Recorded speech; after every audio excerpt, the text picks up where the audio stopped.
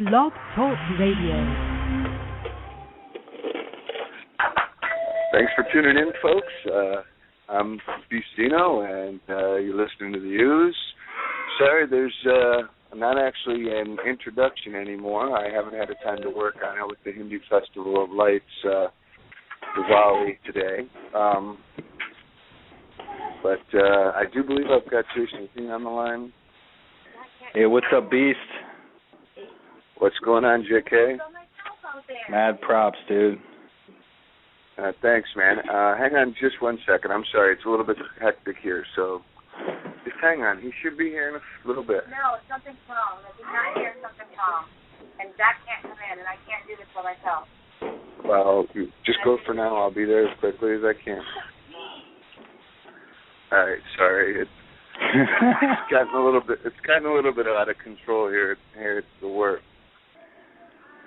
So anyhow, you know, I think that's something that most people don't understand is that you're actually multitasking every fucking show that you've done. You're actually yes, sir, running. That's correct. You're running a business and you're fucking running a show at the same time, and that's just fucking awesome. And if people don't respect that or understand that, well, hey, I do. Right. Well, I appreciate that. So, how are you today? Oh, me? Oh, we got to do that whole how are you today. I'm awesome. How are you? Actually, man, I haven't decided yet. Everything's been hectic. I drove 300 miles to get my kid, had to hurry up, drop him off at home, and race into work to get the show set up, and then try to get things organized here at the store.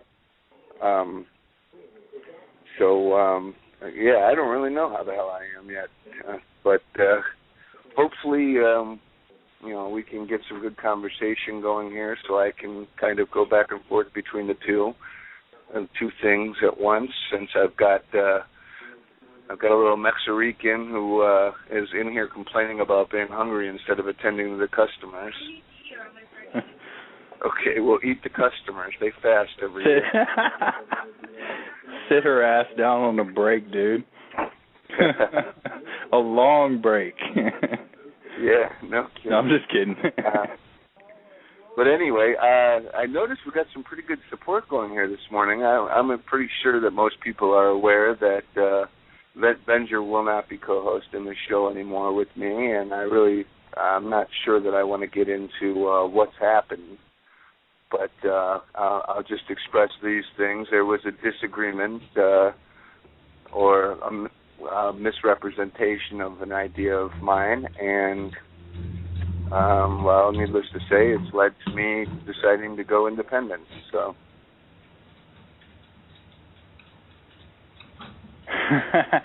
dude, I was gonna make the 800-pound gorilla in the room jokes all night long or all day long, but I guess I can't do that anymore. Dude, all I've got to say is if you and Jason Sorrell are both on one side of something, then I almost pity whoever's on the other side of whatever the fuck that is. You know what I mean? Even if it's me. You know what I mean? If you guys both came at me and said, look, dude, King, you're fucking up here. You need to step back a little bit. Or whatever. I'd listen to it. You know why? Because it's the two of you guys. You know what I'm saying? So what I think the dude fucked up on was the fact that he didn't understand that it wasn't like it was one of you guys. It's the both of you guys. But, I don't want to get into it because, that's not what this is about. So, but that's all I want to say on it. But, dude, I did challenge. There were some fucking people out there. Because I had y'all's back mad big time, and if there's any fucking buddy that's calling in that wants a piece of me, have at it. You know what I mean? Let them on, because I've fucking called some people out. And that's all I'm going to say. Well, so open fucking phone lines, goddammit. You know what I'm saying? Awesome. Bring it. Nagasiva's actually already joined us online. So, Nagasiva, I don't consider him a hater or nothing like that. I think he's more of like a player, he's manipulating his own little thing, but absolutely. But more power to him also. Naga, are you there? Oh, can you hear me? Mr. Shiva. Yes, Wow, I didn't even raise my hand to join the conversation. I just figured I'd listen for a bit and see what was going on. Hello. Dude, that shit's happened to me before, man. I've been on the fucking line, and I thought nobody, because you got to press it says press 1 to be in the queue, right? And you didn't press the 1, but hey, fuck, you were But they can pick you called up on. anyway. Yeah, that's really odd. Well, hello. It's happened to me before, dude. It doesn't indicate to me one way or the other. You show up on the switchboard, and I assume that means you want to talk. So if you don't want to talk, that's all good. We can mute you and go on. No, I'm happy to. It's something that I like to do, to use the click to talk function, which turns out on my computer to be Skype, and I like that interaction more. And I was very seriously considering being part of your show, so here I am. Excellent. Well, I'm going to kind of be trying to multitask a little bit here, so if I fall off of the line for a couple of seconds or whatever, it's because I'm trying to figure out what's going on with one of my other key holders. He was supposed to be here at 1 p.m. to, cover and give break to this other one that's complaining about being hungry, and he hasn't shown up yet. So, and it's unlike him, he's usually a half hour early. Well, I think if Naga and myself can't carry a show, then we're in trouble. As long-winded and verbose as both of us are, Naga, we should be able to do this, right? And give him a break for a second. Yeah. I'm good to go at the moment, but it looks like we got another caller on the line. I'm trying to see if I recognize the number. I think this is Dark Fool, but that was my guess. I may be wrong. 1 second here. Caller, you're on the line. Hey, Beast, Jason, Zach here. Not Dark Fool, but it's Zach. Close enough. Zach. I knew it was a California the number. One and fucking only, dude. How you guys doing? I just wanted to call in to, say hi to both you guys. It's rare that I hear both of you guys on, or catch you guys both on the line at the same time. Just want to say thanks for all your support and help, over at Sin. And otherwise, I'm just listening. I thought we were going to talk about, the consciousness of the, sun and whatever, but that's cool if you don't. I can think of better things to talk about, too, but... Right. Well, we actually are intending in getting into that. I just figured I'd break the ice here and, kind of explain the, I wouldn't really say predicament that has happened, or even really giving an explanation, but just state, I'm going to be continuing to do my thing, and really hope that BS, he has good luck in following out whatever it is that he's pursuing. It's obviously become a conflict between the two of us. So, and let me just fucking state the facts and say that you're all the stronger for it, because instead of now propping up a false messiah, you will be doing and manifesting your own will. Are there true messiahs, Jason?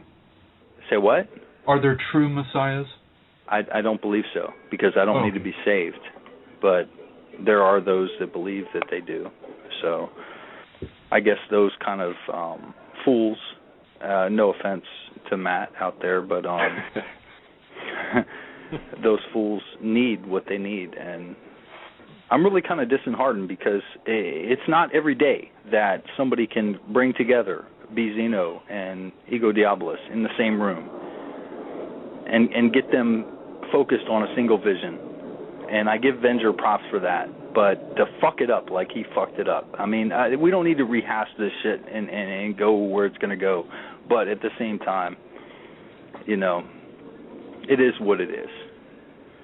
You know what I mean? And I think that Bizino is going to be all the more rich for it in his own manifestation. Just because I don't think Jason Sorrell was being held back as much as Bizino was by that paradigm, and so I'm looking forward to engaging the Beast more, TC more in his manifestation. I appreciate that. Actually, B, sorry, when I said I could think of better things to talk about, that actually wasn't what I was referring to, but, I was actually more referring to just the content that I'm more aware of at 10 o'clock in the morning than consciousness of orbiting celestial bodies. That's all I meant by it. My bad. Right. Well, it's actually kind of funny how this whole idea of talking about this came about. Me and JK here engaged in some pretty deep philosophical conversations, rather weekly, I would say. It ends up being what I occupy my time with driving, or if it's just one of those mornings where I'm pretty sure I can catch him. And what we were discussing was, what were we discussing? It started off, I was explaining that I believe that there was a certain level of consciousness that happens at a cellular level, and then it kind of, as the entity complexifies, so does the consciousness. And then I believe at that point in time, JK brought up, whether pure energy had consciousness or not, or if the sun had consciousness. And I said, well, that sounds like a perfect discussion for the show. And I actually tried to pull you back on that a little bit, because I don't necessarily think this is a topic for a show, but what I was really trying to get at was whether or not there needs to be a physical substratum for consciousness, which the materialists would say for human beings is the brain, or for any animal that we know of is the brain. And that's kind of what consciousness is derived from in their analysis. And what I was trying to do was kind of step back from that a little bit and say, well, does that not assume that consciousness is what we would call an emergent property, meaning that you have the physical mechanisms that are running, and then those running mechanisms, as they evolve, et cetera, eventually create consciousness, and then that becomes like developed, et cetera, through evolution also. But there's another way of looking at it, which is the idealistic school. Not idealistic in the sense of I'm an idealist, so, I don't really pay attention to the world around me, but an idealist meaning that mind and consciousness is primary, and that the physical world is actually manifested from that. It's actually the complete reverse of the materialist paradigm. And what I was trying to do was not critique as though I'm a proponent of that, but critique it in the sense of, say, this is, where the boundaries of it are. To say that, could we not ascribe consciousness to something like, when we look at the sun is obviously where we get all of our energy from. All the energy that creates our consciousness, even in the materialist paradigm, comes from the sun. So could we not ascribe consciousness to the sun? I mean, in theory, as kind of like a conversational piece. It wasn't that I was really arguing for it or against it or anything like that. You know what I mean? Certainly. I'm almost an agnostic when it comes to something like that, but I think the agnostic analogy that you're using here is definitely it, because we really don't know. A couple of things occurred to me in our conversation. The first thing was that something has to tell the cell, hey, you're growing too big, you're not going to be able to handle your business right, you won't be able to, get rid of the waste as quickly as you're consuming the energy, and so you have to divide. And that's at that point I call that, at least subconscious. There's some kind of mechanism outside of the actual, material that's doing it, that's, making it realize that it's time to divide. And so I think that subscribes to, my idea of how consciousness is actually developed within a person, and why I think that it's plausible that maybe a solar body like the sun could maintain a level of consciousness, even if that consciousness is beyond our comprehension in terms of its function. Like for us, it's mostly empirical, along with the the problem-solving aspects of it. But for an ant, it may not be that way. It may not look and go, oh, there's a blade of grass a mile away. It might be, a more restricted field of empirical data that it's filtering. Who's going to be the asshole and ask everybody to define what consciousness is before you get into this, huh? I'm not going to be by any means. Mavon2010 already asked that in the chat room. Oh, my bad. He's the first asshole, and I don't feel good. I'll do it. I mean, consciousness is a phenomenal state of affairs whereby a world, or we might call a panorama, appears to a self or an apprehender. I mean, everybody really knows what it is, but if you need a definition, I would give it as that: a world appearing to a self or a panorama appearing to an apprehender. If that makes any sense, I hope it does. I described it as recursive awareness that we can discern associated with complex organisms. I think it, as far as I understand it, it really only can be identified in association with complex central nervous systems, and beyond that, I take a great deal of pleasure in associating it with other either animate or important objects or beings, and our local star, also known as the Sun, and who I call Soul, is one I personify and enjoy interacting with, as well as Luna. I think that makes for a more exciting and rich experience in my life. Are you're actually stating that, or I thought you were reading that as a response? That was something you were actually stating.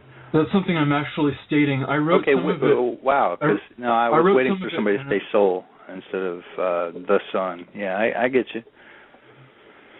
But I wrote some of that in the chat room, but most of the rest of that I was just explaining. I've explained it many times. I have a great deal of fondness for what I would say personifying the universe, and I think of it as a shamanic consciousness, and think of it also as efficient and as entertaining and fun. So that's interesting, actually. You're talking about shamanic consciousness.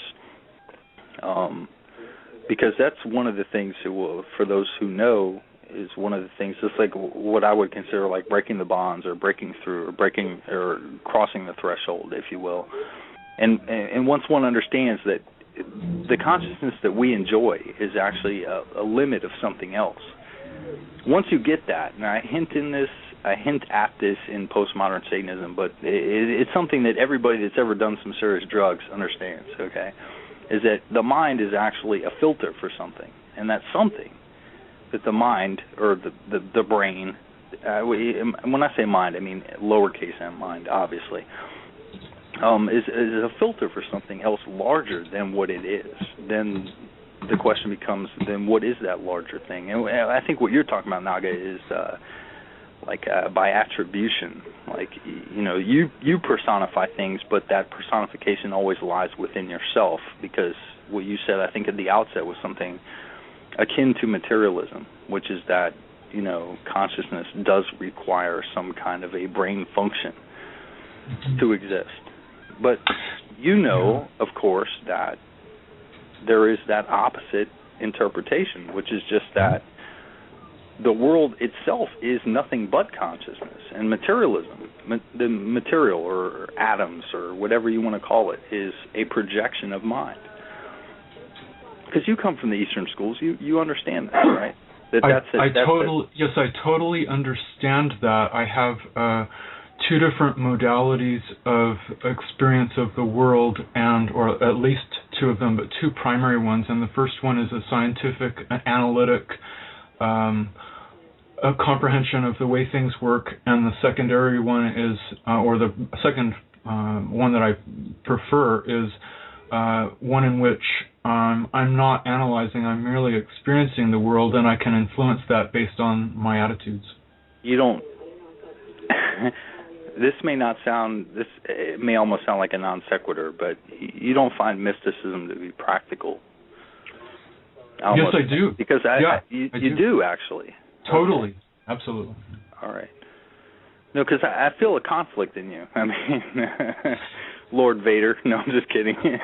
No, but I feel a conflict in you a little bit between the mysticism, which I get heavily in you, and then also the pragmatic physicalism, which I also get heavily in you, which is why sometimes when I'm reading you, I have a hard time parsing that out a little bit. Like sometimes I'll read you too heavy in one direction, when you mean it in another direction. And also, I get the fact that, well, and not to rehash old threads, but when I'm talking to the 1th percentile, and I meant a specific people by that. There's a specific handful of people that I'm talking about by that, and it wasn't the guys that Venger was talking to well, never mind. But, yeah, I was talking to you also, and especially. Thanks. You know what I mean? And so sometimes I read you wrong or whatever, and you have the same propensity that I do for using big words and words that nobody fucking understands and words that you make up, because I make up words too. I do it. You do it. You know, whatever. But, hey, we got a fucking show today. Where's Dino? I'm just fucking around, dude. I'm on here. We've actually got, it looks like Dark Fool has joined us too. Great. So let's welcome him on. Mr. Fool. What's going on, everyone? How you doing? It's like a tarot deck reading in here, man. We got the king, we got the fool. Yeah. I'll be the magus. A naga? I'll be the magus. Dude, that's my shit. Fuck. You fucking called it before me. Oh, well. That's right. Oh, you got the king already. What's the king? That's not a fucking card. Yeah, that's not the in the tarot. Actually. It's not a card in the tarot. It's multiple. You've got, like, what was it, the king with coins, etc., all that stuff. Yeah. I get it. I'll be the emperor, because that's got to be, I mean, I guess based on my energies, the energies that I manifest, it'd probably be the emperor, but... There you go. Let me real quick define what I think consciousness is, and then hopefully that'll help to kind of elevate the conversation some. I see consciousness, and this goes back to why I think that it happens at a cellular level. Consciousness is something that has been developed through the more primitive times as a means to fulfill a particular need for the physical body. For instance, if you're hungry, you have Abraham Maslow. Abraham Maslow. Hierarchy. Right. Now, what I've seen go and continue beyond this is as we became more complex and our needs became more complicated, the state of consciousness didn't need to be so mechanical anymore. You didn't just have to go out and fill the needs, but rather you could determine, you've got this percentage of time where you don't have any needs filled, and you could determine something to keep your mind busy, so you didn't just shut off like a robot, But I guess what I'm saying is, consciousness is a developed, evolved process, and what we've come up with is this very creative,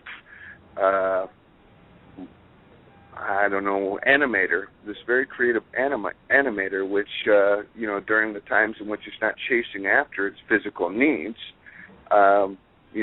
It's gone further to create things that might make it easier for it to, fulfill those needs, and therefore freeing up functions which previously were very necessary in the conscious mind.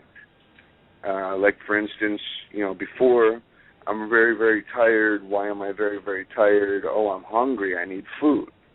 Or I need sleep. There had to be something that decided what it was that you needed to keep a good state of physical health. But as we began to multitask or parallel process these things together, certain areas of the brain were no longer necessary, which is, I think, why, we only really work within that 10% scheme is what they say. But, again, this is all theoretical. I can't really, commit to any of it. I'm not a scientist by any stretch of the imagination.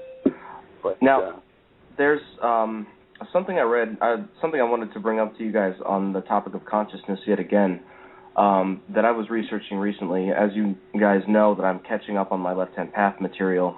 The Order of Nine Angles has a term called causal and acausal, and I believe that the majority of the world that we have are in the causal, the sciences, and the acausal is out there that is on a different spectrum. Like you said, King, that can't be, it can't be measured by our. Well, you didn't say that exactly, but it can't be measured by our conscious level as we are now. But there's a higher spectrum that we can't see.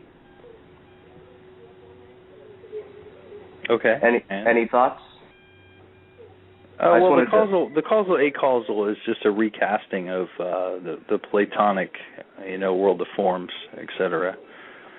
Obviously, Plato has been very influential in certain left-hand path thinkers. I use left-hand path there in quotes, of course, but for me, and also getting back to what B. Zeno said, is that there are two ways kind of looking at this. Is that you can look at it bottom up, or you take the world that we inhabit, and then you take that at face value, and you can make certain assumptions based on that. But the other flip side of that is to say that perhaps that what Beast was talking about is the creativity or the breaking out is primary. Perhaps that's primary, meaning the consciousness part of that is primary, and the rest of that is a derivative.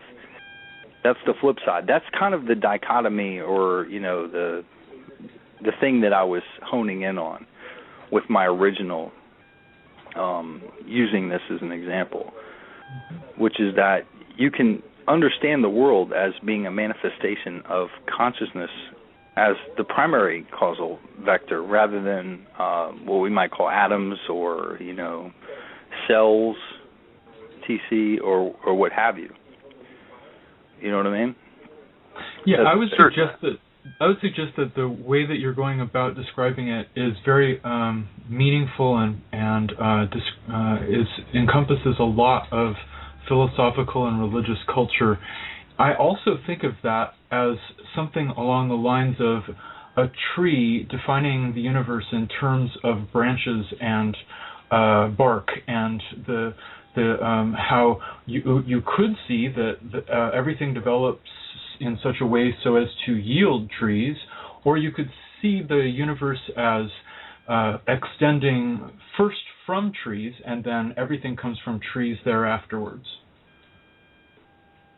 Right, to show where there's almost no beginning point, but just to kind of see where we are, and then see how it branches out, and then to see anything derived from that. I mean, even if you look at the tree of life as a glyph, you've got the abyss, which accounts for like black holes, or et cetera, et cetera. It could count for so many other things. Actually, I wouldn't quite say the abyss. When you say the abyss, you mean the line between the line, basically a doth, right? Is what you're talking about. Right. Right. Yeah, I wouldn't say that's black holes. Black holes would be in Malkuth as a physical manifestation. Just. Oh, I see. Okay. No other Sephiroth would be physical. Everything else is what we might call archetypal or formal. Doth is the crossing of the abyss is something that happens in what I call inner space, but I'm not the only one that calls it that. I'm not saying I coined something or anything like that, but it's something that happens within what we might call the spiritual, what some people might call the spiritual. I don't personally call it the spiritual, but it would be, I use that just to, relate it to people that might see it that way or hear it that way or have come to understand it that way, if you will. But it is what I call the microcosm, or, well, I'm not the first to call it that either, but, it's the self. It's that experiential part of experience, or the perceiver part, the subject part. And it has to do with the subject part understanding what the subject part is. That's kind of what the abyss is. It's realizing that the supernal triad, which would be Kether, Bina, or Kether, Chakma, and Bina, are not separate from the rest of the tree, which they are perceived to be up to that point. Meaning that up to that point, you're believing that there is this progression, and then once you get to that point, you realize it's the mystical. It's the what's the word I'm looking for here? It escapes me at the moment, but it's that flash of insight where you realize that everything is non-dual, that there is no, separate self from phenomena. You know what I mean? Interesting that the actual foundations or fundamentals of consciousness is the expressions of the subconsciousness, or the collective unconsciousness. I'm sorry, my bad. What's your bad, dude? I forgot you were still on the line, dude. Zach, man, speak up, dude. What's up, guys? Waiting for my chance. Well, at the same time, how some people have been able to perceive the black holes as the unknown, which is what you're kind of crossing when you cross the abyss. But obviously, that the former definition makes more sense. Actually, I have a weird, interesting theory about black holes, but it's not the topic for this show. I know. I was thinking earlier this could be a topic for a whole other show. I was definitely thinking that as well. Well, to get back to I'll give this teaser. It's basically, you got the idea that at the center of every galaxy there's an ultramassive black hole. I look at black holes as like galaxy seeds, and I look at galaxies as superfractals of basically what we experience. Getting back to the original topic, which was, is the sun conscious? And getting back to my original vector of analysis of that is that perhaps we're looking at it from the wrong angle. In other words, perhaps consciousness is primary. When you think of, I think this whole vein of looking at things has gotten a bad rap just from the fucking creationist Christians, or from even just the, philosophical Christians that want to argue it this way. But there is nobody with half a brain that can look at the universe and see what it is and come to a realization that it is just empty, or that it is void, or that it is nihilistic. Nobody can do that. That's why you have that guy, I forget who the guy was, but the guy that discovered the human genome, I forget what the fuck his name was, but he basically converted to Christianity off some silly shit. Like, he said he was looking at a waterfall, and the waterfall, dripped down in 3 different angles, and so that was a trinity. It was some silly shit, but basically what he was doing was he was confronting his own conscience, his own philosophical conscience, and he was saying, can I believe that this experience that I'm having, the experience that we all have every day, every minute of every day, the experience we're having right now, even in this chat room or on this, live conversation, can we believe that that is just happenstance, or that it is, intellectually, can we believe that? It's just blind particles colliding with blind particles, just the nihilistic, atheistic, materialistic approach. I, for one, it sounds like he was, his mind was making associations, and was it really his mind, or was it really, was it within his mind, or was it outside of his mind, is what he was thinking, or was it even there at all? From experience, King, that I've done that as well. I've sometimes fallen into that trap. But it's hard. It's hard to see, whether things are syncing up, whether they're not. It's all up to interpretation. I've been on every side of this coin you can possibly imagine, and I guess, there's really only 2 sides of a coin you can be on. But, you can be on the rim of it, right? The edge. Little, whatever.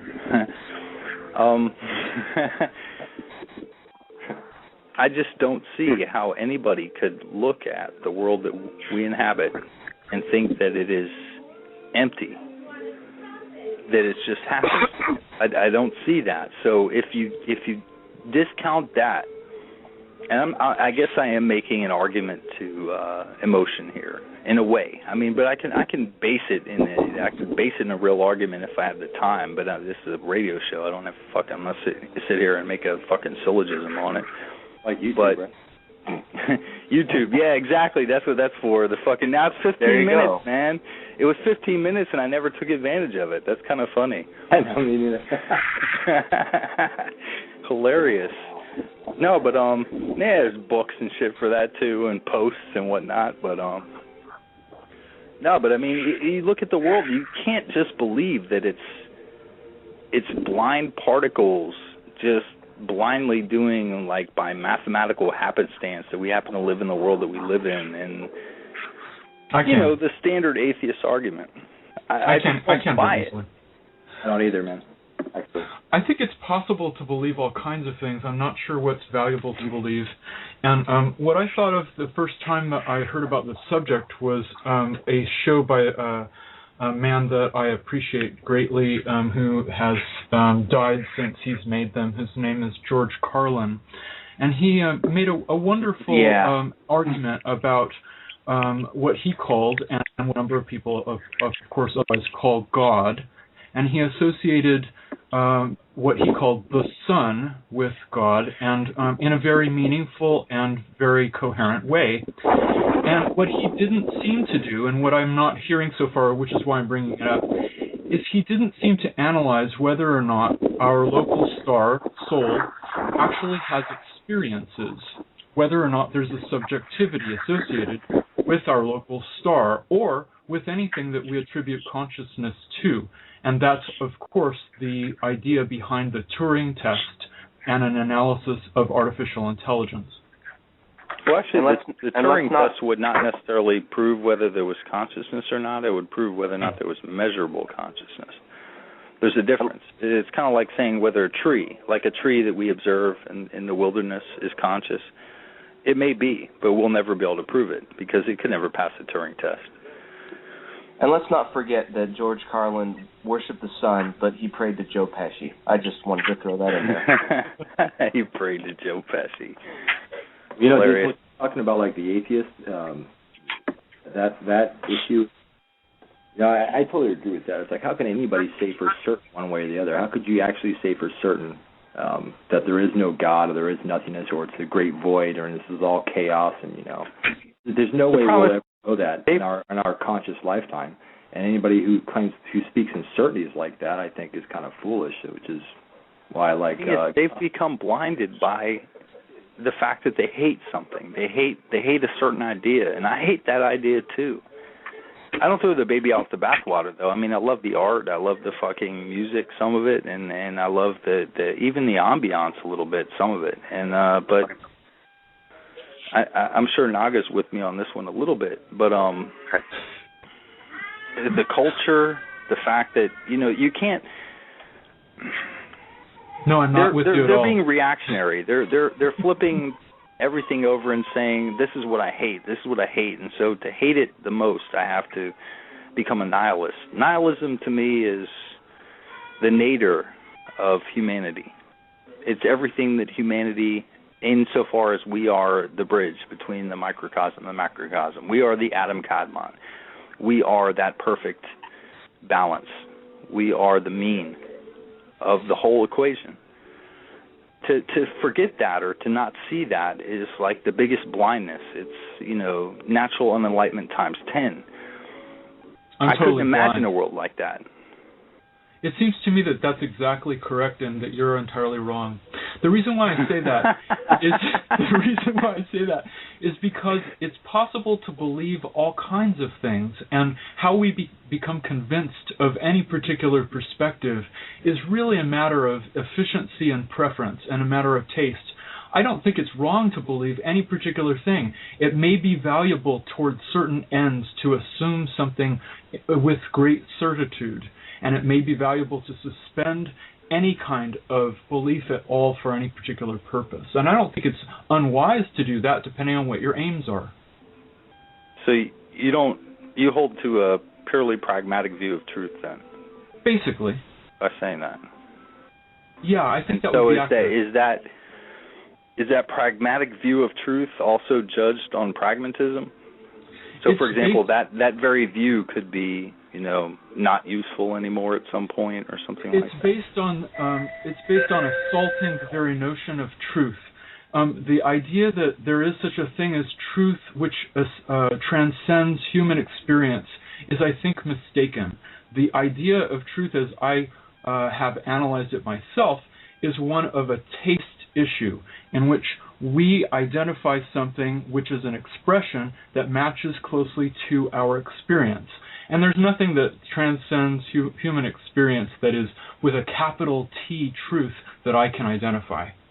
Yeah, it's the whole noumenon phenomenon argument, and Yeah, you're right. I mean, how can you, if you hold to the correspondence theory, which is the, theory that pretty much everybody holds to with regard to truth, that truth is a correspondence between an idea or a proposition or a statement and the way things actually are. But wait, we don't know how things actually are outside of our statements or our concepts or what have you, so there is no correspondence to be had. I get that. That's why. That's why I said I would that there is compared with experience and not with how things actually are. That's a very hard thing to assess, is what reality is in its abstracted sense. I noticed you said abstracted. You didn't say absolute. Right. Why would you say abstracted? Because I think that falls exactly in line with what was being mentioned earlier about causal and acausal. It is something that we can infer by looking at the manifestation of the universe, as is often described by you and others. The way that the appearances impinge upon our consciousness, we can derive principles or laws about the natural world, as I would describe it. And those things are abstracted. We can't see them directly. And that's why they're being called acausal. Okay, so you're talking about basically what we would call, quote-unquote, the laws of physics or the laws of chemistry or what have you. Right. But those are abstractions. You're actually being very philosophically correct in saying that. Those are abstractions. Those could be changed tomorrow. Given a better model, those could be changed tomorrow. Right. You're absolutely correct. I think that way about it in part because I like science very much. And I've studied physics in college and reproduced very small, minute experiments about Newtonian physics primarily. And I think that there's a great deal of value to be had in understanding how real and how present those things are. Well, that kind of almost, I'm not going to be presumptuous here, but that almost counters your point a little bit, in that if there are things that are somehow ground in some kind of stone, or perceptual stone, if you will, like we perceive them always to be the way they are. If, for example, I throw an apple up and it always comes back down to my hand at, an inverse square law, why is that? I mean, we have the, of course there are subtle variations to that based on, the way the wind is blowing on that day, what have you.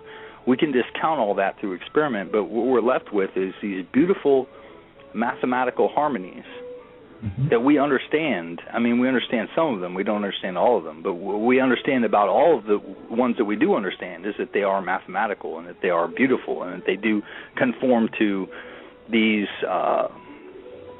constants, which you might call constants of nature, that we have no clue for. This is where I draw the line of transcendence, meaning this is where I find the divine, is in those things that are invariant under pretty much any change in what you might call perspective or observer. They're non-dependent. They're independent variables, if you will, of experiment, which is why I consider myself a Pythagorean as a philosopher. I'm also a Kantian philosopher. I mean, I have a lot of different people that I draw from, but thoughts? I can understand the value of that. To me, it's a matter of pragmatism, like I was saying before. So if you're trying to get something done that will depend upon the principles of the universe, then building upon them and trying to make things, which is how technology arises, from what I can tell, especially physical technology, is very important. It's very important to understand those things. You may wish to construct something completely artificial and imaginary in order to affect your experience through the technique of imaginary application. Yeah, I don't deny any of what you're saying. I'm not saying that I wouldn't deny it if I had more opportunity to deny it. But I really don't think that I probably would in that case either. But from the limited perspective in which we're talking, though, if you look at I'm going to say higher, but from a different scale or a different perspective, is if the universe itself, or everything that we know, is also based on those same pragmatic laws. Pragmatism is usefulness, or is like a tool that could be useful to someone, but maybe not to someone else. what makes the universe as a whole pragmatic to anything, any capital T thing? I'm not sure that anything does, except if you're able to manipulate it. And that's part of what I think the power of imagination is, and its effect on experience. It's part of what we were chatting about in the chat room here with Dan Dredd, and he was explaining that he thought that the intrusions of imaginary or mystical or what have you kinds of ideas or esoteric notions were obfuscatory, that they were causing problems for human knowledge. And it's a very important argument. It's not one that I think is addressing the quality of human experience, which is one of the ways that can underscore the value of what you were explaining before about everything being derived from consciousness and the universe arising from it. It's interesting, and I think it's applicable towards certain experiences. Especially in near-death experiences. You look at it, you can interpret it as, well, there was just chemicals misfiring in the brain and a state of shock and all that, or what about the experience itself? Well, actually, this actually brings everything full circle, I think, almost in a sense, insofar as asking what is consciousness. Pretty good at that, by the way. Meaning that we can do experiments where we can stick little electrodes in a live brain, or we can cut somebody's skull open and stick little electrical pieces of metal in somebody's head and make them experience things. I mean, shit, we can burn certain chemicals and get the same effect, to where we're changing conscious perception based purely on physical, input. And that becomes, when reduced to analysis, the standard materialist argumentation. There's almost no way around that unless you supersede the level at which you're operating on. I mean, even bringing up, I think Dan Dredd could probably knock that down pretty quick about the near-death experience thing. But I'm kind of pissed off that he didn't call in. You know what I mean? Dan Dredd. Come on, man. What the fuck? I tried to get him, man. He won't do it. He won't do it. He's been on fucking Zach's chat before, so he should be able to do it. All the time. That's okay. He's on the chat right now, but I'm convinced that it's more valuable to move on without him.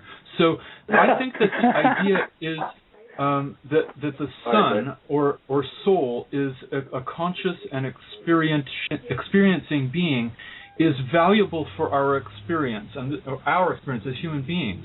And I am myself conducting an experiment in my life by engaging them as real beings and embracing them as real beings in a way that I understand that some peoples before me have done. I was taught that they were objects, and that diluted, it didn't delude me, but it certainly extracted from the richness of my experience, and I've reinvigorated that by embracing them as real beings. What's the mind state, the set of mind where you just accept the fact that you're just a stupid monkey and you're not going to understand these great of the universe? What's the philosophical label for that? 'Cause that's where I fall into. Is that I'd probably call it agnosticism. Okay. That's what okay. That makes sense. Agnosticism, the big I don't know. Right. Ask somebody smarter. Ask Jason King, goddammit. No, I'm just kidding. Yeah, it's Zachism. Oh, Zachism. I wasn't trying to turn on a serious, but I was honestly being serious about I mean, I don't know. I don't know about you guys. Well, obviously you guys don't, but a lot of people just don't care because it's something that we'll never be able to prove. It's not tangible. It's not, by the time we realize it, we'll be dead if we ever realize it at all. I mean, I think that's half of what Naga's saying. I think Naga's saying that it doesn't really matter unless insofar as we can put it to some kind of application. It doesn't have to be an application of like making money or something like that. But what he's talking about is this gives his personal, meaning, existence, a richness that it wouldn't have otherwise. Mm-hmm. It's a different approach to myth. I would call it I'm going to say a pseudo because that kind of sounds bad, but like a semi-pragmatic approach. You know, and I have respect for that. I think that's kind of an interesting way of looking at it.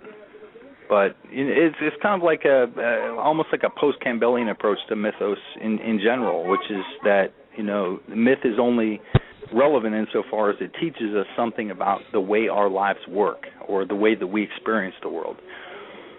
But to look at that even further and say that perhaps I can and not only experience that, but I can make it. I can create it. I can go out there and if I choose to see something as conscious and get richness out of that, or make myself better as a result of that, then I'm going to do that. At least insofar as I understand Naga is saying what he's saying. I'm not trying to put words in his mouth or anything, but that's kind of how I'm listening to him. It can become intentional, and it's a technique or technology that one can use.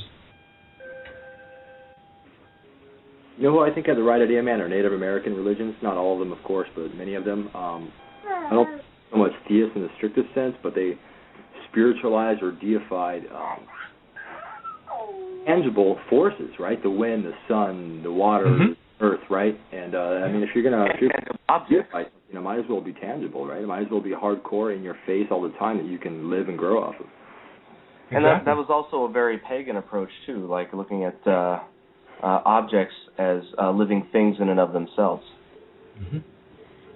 I would say that all the Aboriginal or Native cultures had an understanding of the world that was one of mystique or mystery or wonder, and that was lost when we got the hierarchical religions that we're saddled with today, which is why I kind of lament, like I was saying earlier, the intrusion of basically the nihilistic approach, which is a reaction to this patriarchal approach.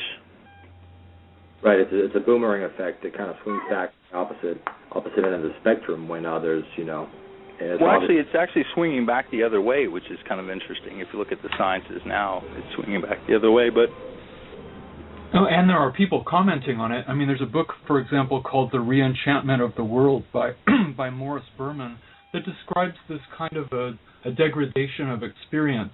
And I don't remember how much he goes into the ability or technique of re-enchanting it itself, but he's trying to describe it in a way that people can reacquire things from the past.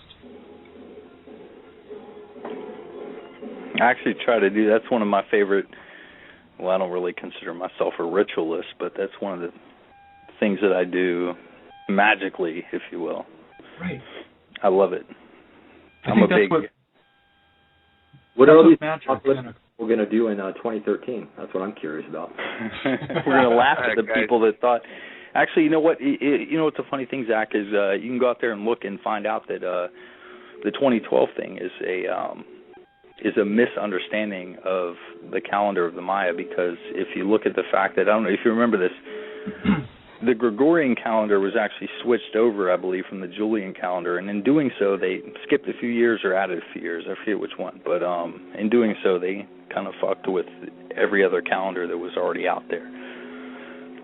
Just look up. It wasn't a doomsday prophecy. It was more like a resetting of time or something, right? So, exactly. It was the flipping of the odometer on your car, like I said in my video. Yeah. So I should stop stockpiling my bunker. Got it. Yes, you can. Yes, definitely, exactly. Unless you think that the universe is going to end on December 31st of this year because of the end of your calendar coming up. Right. See, this is the problem, is that every Aboriginal culture had a cyclic understanding of time. It's only when you get to the Judaic understanding that they have a linear view of time in which there's an end time. The whole concept of end time, or like the line being drawn, or like the big cosmic hand being slapped down and everybody being wiped off the table, that's totally just the view of one small group of people that became dominant. It's not really the view of pretty much every culture that's ever inhabited the planet, which has been one of synthesis, symbiosis, and synergy, if I could use 3 sin words all in the same time, sin. I got more. Hey, real quick, guys, if you guys want to continue this conversation, I knew this was going to be long-winded because of the caller ins here. I decided to roll this over onto my blog radio show. I'm just posting a link here if you guys feel like calling in or continuing in. If not, no big deal. Just leave it out as an option because I know Beast probably can't reset this quick enough. No, I can't actually reset it quick enough. I believe I'm limited to one show a day according to the rules of BTR. So it's true, but you can record after the the time that it ends, and those people who have called in or Skyped in will continue to be recorded for about an hour. Can guests still listen into it though, or does it cut off? No, guests can't listen. You can listen via phone if you call in, or if you're on the Skype, you can listen in. Oh, okay, I didn't know that. Something that comes to mind really quick, so we don't deviate too far from what we're talking about. There was a statement made earlier where I think it was by Nagasiva, where he was making the statement of looking at celestial bodies as beings, but I don't understand. In my own mind, I can't see how we can make the distinguishment of anything not being a quote unquote being. If something's there, if something's present, if there's material, it's being. What he was saying, I think if I can put some words in his mouth, he said this a couple times actually, was having experience, or in philosophical terms, that would be qualia. Certainly. Well, that's actually kind of what I was heading after. I understood that. The question is, if it does have experience, and then beyond that, I mean, who's to state that the experience as we have it is not different in different levels of being? I mean, that's kind of the thing that I've gathered from most of the crazy wisdom teachers, as Naga would call them, that I've read from, is that there is a different quality of experience for every type of being.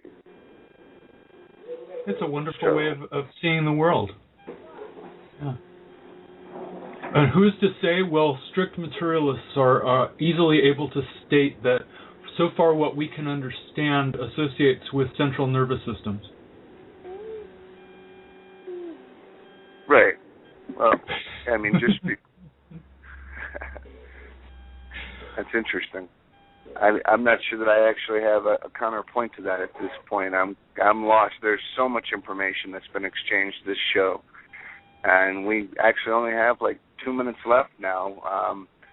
I can for a few minutes if you guys like continue on Zach's channel, and then after that I need to attend to my store. But I did want to stay on this archive that I appreciate everybody coming out and giving me their support, even though there's been a drastic change in the structure of the show.